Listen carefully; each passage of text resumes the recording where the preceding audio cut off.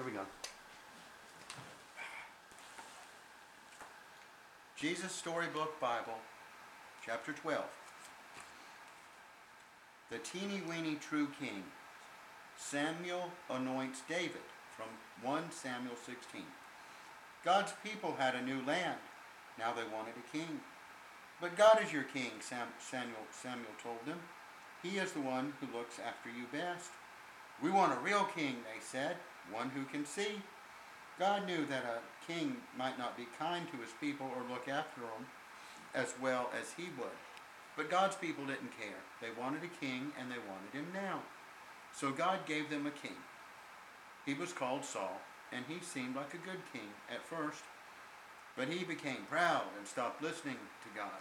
He didn't obey God or love God with his whole heart.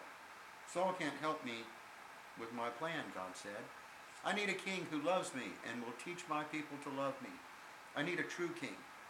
God had just the one in mind. Go to Bethlehem, God told Samuel.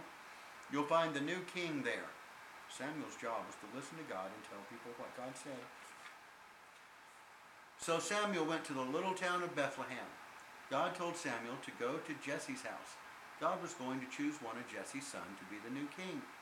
Jesse had 7 strong sons. Now in those days, if you were going to be the king, you didn't have to be the richest or the cleverest, although that was always nice. You had to look like a king, which meant you had to be the tallest and the strongest. So you could carry the longest swords and the biggest armor and defeat everyone. And it didn't hurt to be handsome either. Samuel asked Jesse to bring him each son in turn. So Jesse brought the oldest, tallest, strongest son. This must be the new king, Samuel thought. He looks like a king, but God didn't choose him. You're thinking about what he looks like on the outside, God told Samuel. But I'm looking at his heart, what he's like on the inside. So Jesse showed Samuel his next oldest, tallest, strongest son. But God didn't choose him either. In fact, God didn't choose any of the 7 sons. Samuel said, "Is that all?" Jesse laughed. "Well, there's the youngest one, but he's just the weakling of the family, and he's only teeny." And then Samuel said, "Bring him." Jesse's youngest son came running up, and God spoke quietly to Samuel. "This is the one." His name was David. "He has a heart like mine," God said. "It is full of love.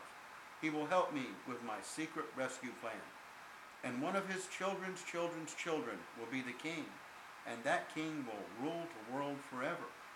Samuel anointed David's head with oil, which was a special way to show that you are God's chosen king. "You will be the new king one day," Samuel told him. And sure enough, when he grew up, David became king. God chose David to be king because God was getting his people ready for an even greater king who would be coming. Once again, God would say, "Go to Bethlehem.